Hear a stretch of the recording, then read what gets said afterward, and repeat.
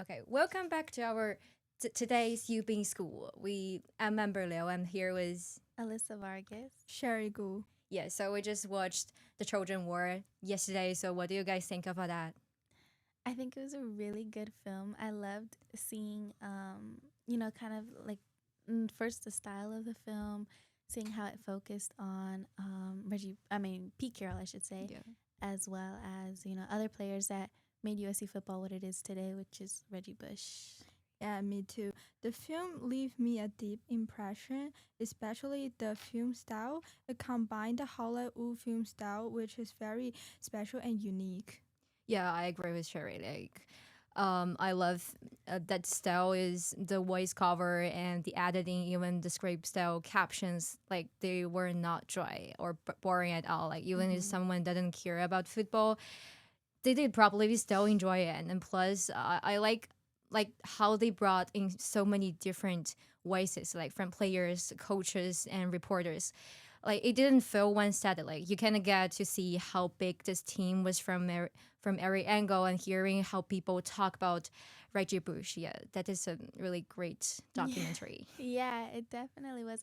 I loved seeing kind of like as a USC fan and many other USC fans will say the same thing that the Pete Carroll era of football was I wouldn't say revolutionary is such a big word to say, Mm-hmm. but I would personally say that. And it's such a huge part of USC football history, and so it was really fun seeing kind of the origin story of Pete and kind of how he came about, how he created he promoted togetherness and teamwork, which essentially, created a winning attitude. How he used LA's culture to recruit. And also was definitely heartwarming to see a player say that Carroll was essentially a father figure to the players, and because of his open door policy and his guidance and all that stuff. And obviously it did lead to some cons, which led his open door policy. I mean, not his open door policy. Sorry, his just easygoing and very positive attitude. There were some cons to that. Some players definitely started gaining an overly confident, cocky attitude, which led to some problems and controversies, which we talked about with Reggie Bush earlier. And, I think a major thing that I see between then and now, even though it's not necessarily a controversy, is, the blame that they've put on the team back then and the blame that they're putting on nowadays. Back then, they put the blame on the full team. They gave the full team a consequence. Now, even though it's not necessarily controversy, they're not doing too well as a team together. They're kind of seen as a sorry of a team recently, and so I'm seeing that the blame is being placed on defense when it's really to be placed everywhere. Yeah, yeah. Like back then, some players were really confident, but this came from earned confidence. Like they earned Mm-hmm. that.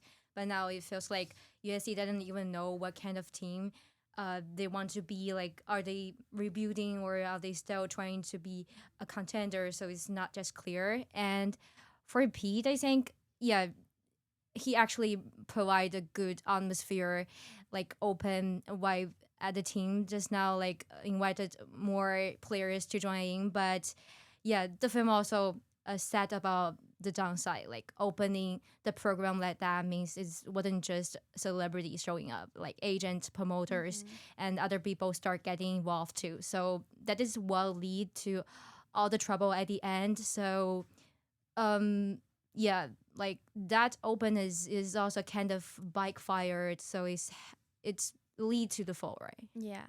Yeah, in my opinion, I think the P. Carroll is a very outstanding coach. Not only he prioritized the togetherness, but also he invited a well-known name like Snoop Dogg to be involved in the program. This gave the team a Hollywood-like aura. The players were treated as star level individuals, and they embraced this status. Mm-hmm. Yeah, definitely. They did. I think I want to go back to something that Amber said, that Mm-hmm. they kind of like they don't know who they are as a team, and I feel like they really need a leader for that. And I feel like a good position, or not necessarily a position, a good leader that you typically see in a Yeah. team Uh-huh. is the head. which I personally see as the quarterback. So I feel like that's a good segue to talk about, kind of like the quarterbacks and the players that's going to be happening in this new season. These last 2-3 seasons, I think it's pretty much just 2. We had Miller Moss as our quarterback, and recently he just transferred to the University of, I want to say Louisville. I think I might be wrong on that, but Louisville, yeah. And so midway through the season, we saw Maeva kind of coming in, taking over Moss's spot, and there has been some rumors of him transfer. Nothing is confirmed. I'm just saying it's just rumors of him transferring, despite only spending a partial season with SC. So I'm kind of wondering, in lieu of this upcoming season, who's going to be our quarterback? How will they become situated and already being the starter quarterback, and how will they adjust to the new team, and whether it's a new transfer, Maeva staying, or a completely new person. Yeah, like this two players transfer is kind of crazy because Maeva he just got here and now there's already talk about him leaving, so it makes me thinking something else. Like maybe he didn't vibe with the system of the coaching stuff here, so it is hard to build chemistry when players don't even stay a full season. And yeah, like there's not something that people can fix overnight. A new quarterback means new thing, new rhythm, and the team doesn't have much time to figure that out with the season coming up. And also the USC fans don't really do patient, like they want wins now. So whoever it is, they need to lead, not just play well. Yeah, the USC children football landscape is undergoing significant shift as they gear up for the upcoming season.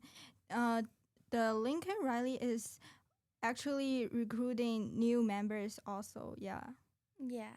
So I feel like, it's definitely a new era in SC football that'll hopefully, we're all praying and crossing our fingers that it'll turn out way better than it has been recently. But yeah, that's the end of our segment of You've Been Schooled. Again, I'm Alyssa Vargas. I'm Amberlo. I'm sure cool. I think that's it. All right. Thank you.